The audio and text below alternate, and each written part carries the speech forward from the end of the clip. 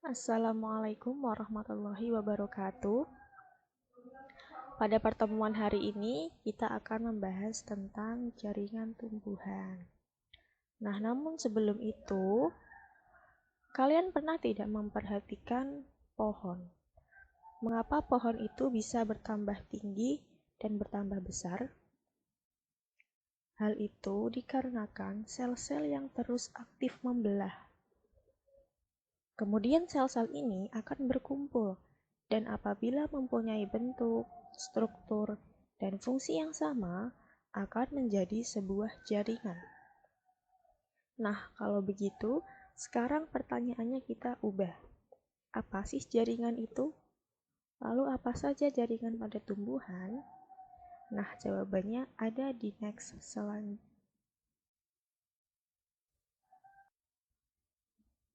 Apa itu jaringan? Jaringan adalah sekelompok sel yang memiliki struktur dan fungsi yang sama dan terikat oleh bahan antar sel untuk membentuk satu kesatuan. Jadi intinya, jaringan itu merupakan sekumpulan sel dengan struktur dan fungsi yang sama yang kemudian akan membentuk suatu jaringan.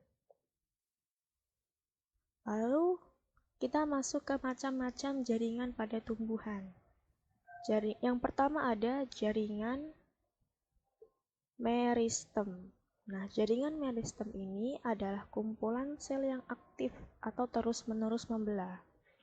Ciri-cirinya terdiri dari sel-sel muda, tidak memiliki ruang antar sel, berbentuk bulat, lonjong, atau poligonal dengan dinding tipis. Kemudian terdapat sitoplasma, mengandung satu atau lebih inti sel, serta memiliki vakuola yang sangat kecil atau bahkan tidak ada. Jaringan meristem ini dibagi menjadi dua, ada meristem primer dan meristem sekunder. Sekarang kita membahas tentang meristem primer. Meristem primer ini adalah jaringan muda yang berasal dari sel inisial atau sel awal yang disebut dengan promeristem. Aktivitas jaringan meristem ini akan menyebabkan batang tumbuhan bertambah tinggi dan akar bertambah panjang. Contohnya bisa dilihat di sini. Keberadaan meristem primer itu biasanya ada di ujung batang, ujung akar, sehingga menyebabkan batang tumbuh ke atas dan akar memanjang. Kemudian yang kedua yaitu ada meristem sekunder. Meristem sekunder merupakan jaringan meristem yang berkembang dari jaringan dewasa yang telah berdiferensiasi. Hasil aktivitas jaringan meristem ini menyebabkan batang dan akar bertambah diameternya.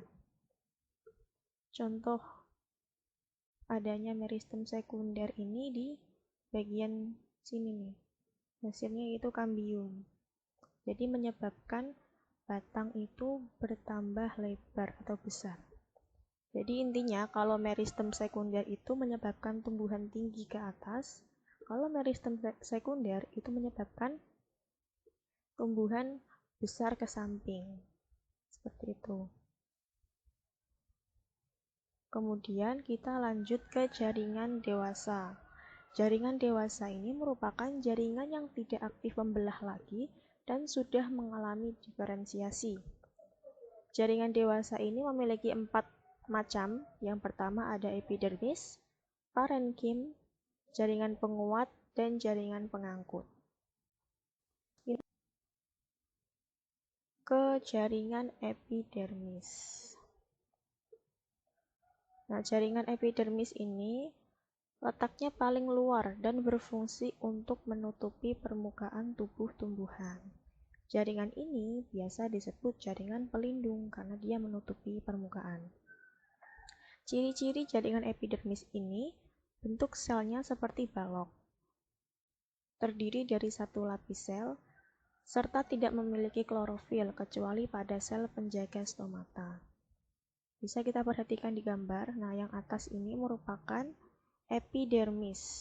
Kalau ini pada daun ya, epidermisnya ada epidermis atas dan juga epidermis bawah.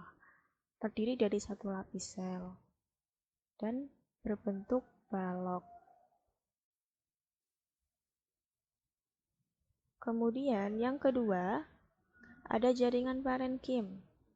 Jaringan parenkim ini disebut juga dengan jaringan dasar karena hampir pada setiap jenis tumbuhan terdapat parenkim. Parenkim ini memiliki membran sel yang tipis dan jarang mengandung lignin. Selnya masih melakukan aktivitas hidup dan mempunyai vakuola yang berisi zat makanan. Jaringan ini memiliki kloroplas dan berbentuk poligonal dengan banyak ruang antar sel untuk pertukaran udara. Nah, contohnya pada daun, ya ini ada dua jenis parenkim. Yang pertama ada parenkim palisade dan juga parenkim spons. Jadi ada banyak ruang antar sel ya. Selnya renggang-renggang. Kemudian ada ini tempat pertukaran udara.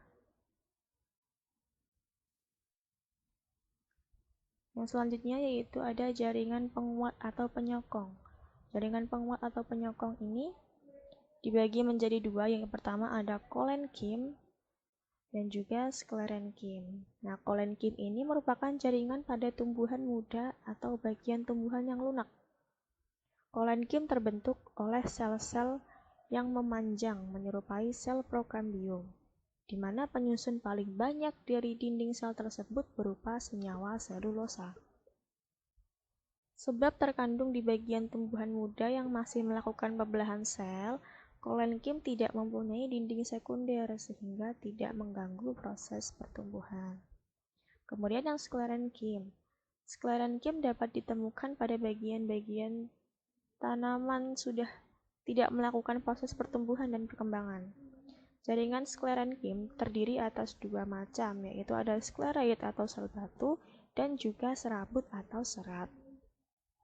Sel sklerenkim dilindungi oleh dinding primer dan dinding sekunder yang mengandung selulosa dan lignin sehingga strukturnya kaku, misalnya pada batok kelapa.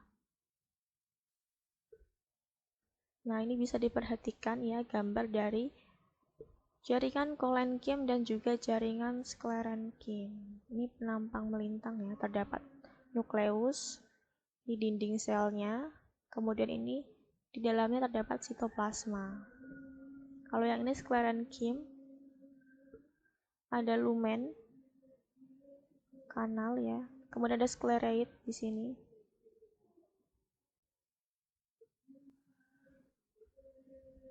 Kemudian yang selanjutnya yaitu ada jaringan pengangkut. Jaringan pengangkut ini ada dua ya, ada xilem dan phloem. Yang pertama xilem. Xilem ini bertugas mengangkut air dan garam mineral dari akar ke seluruh bagian tumbuhan. Xilem ini terdiri dari sel-sel trakea. Nah, di sini sel-sel trakea, kemudian trakeid, ya bentuknya seperti ini. Serabut xilem. Di sini serabut xilem dan juga sel jaringan parenkim xilem di sini. Bisa diperhatikan gambarnya. Kemudian jaringan pengangkut yang selanjutnya yaitu ada phloem. Phloem ini bertugas mengangkut hasil fotosintesis dari daun ke seluruh bagian tumbuhan. Phloem memiliki sel pengiring yang ukurannya lebih besar dari sel tapis dan berbentuk silinder. Nah, bagian-bagian dari phloem ini ada sel pendamping, lempeng tapis, dan juga tabung tapisan. Kemudian kita masuk ke bagian yang ketiga, yaitu ada organ pada tumbuhan, meliputi akar, batang, dan daun. Yang pertama ada struktur akar. Nah, struktur akar ini ada yang struktur dari luar dan struktur dari dalam. Kalau struktur luar akar ini terdapat bulu akar, bulu-bulu di sini, yang merupakan perluasan dari daerah epidermis, yang berfungsi untuk memperluas daerah penyerapan. Nah, pada ujung akar itu dilengkapi kaliptra atau tudung akar, yang berfungsi untuk melindungi sel-sel meristem apikal. Kemudian struktur dalam meliputi 4 lapisan jaringan pokok yaitu ada epidermis, korteks, endodermis, dan stele. Bisa diperhatikan di gambar, ada endodermis, korteks, epidermis. Terus bagian tengah ini namanya stele. Kemudian yang selanjutnya yaitu ada struktur batang. Struktur batang tidak berbeda jauh dari struktur akar. Perbedaan utamanya terletak pada batang tidak memiliki endodermis. Penyusun batang dari luar ke dalam adalah epidermis yang terdiri dari satu lapis sel. Kemudian ada korteks yang terdiri dari sel-sel parenkim serta kolenkim dan sklerenkim. Kemudian ada stele yang tersusun atas sel-sel parenkim dan berkas pengangkut. Bisa diperhatikan di gambar ya, ada epidermis, korteks, kemudian bagian ini tengahnya adalah stele. Kemudian ada jaringan dasar. Kemudian struktur yang selanjutnya yaitu struktur daun. Daun tersusun atas 3 tipe sistem jaringan yaitu epidermis, yang meliputi epidermis atas dan bawah serta derivat atau turunan dari epidermis. Kemudian ada jaringan dasar atau mesofil yang berdiferensiasi menjadi jaringan tiang dan jaringan bunga karang. Kemudian ada jaringan pembuluh yang membentuk tulang daun dan jaringan sekretoris. Nah, struktur daunnya bisa diperhatikan di gambar ya. Memiliki kutikula. Kemudian tersusun dari epidermis. Ada epidermis atas dan juga epidermis bawah. Kemudian tersusun oleh jaringan mesofil. Jaringan mesofil ini juga ada dua. Yang pertama ada ini, parenkim palisade dan parenkim spons. Oke, nah sekian penjelasan dari saya. Kalau misalkan teman-teman ada yang kurang paham atau ingin ditanyakan, bisa langsung ditanyakan di grup. Ya. Wassalamualaikum warahmatullahi wabarakatuh.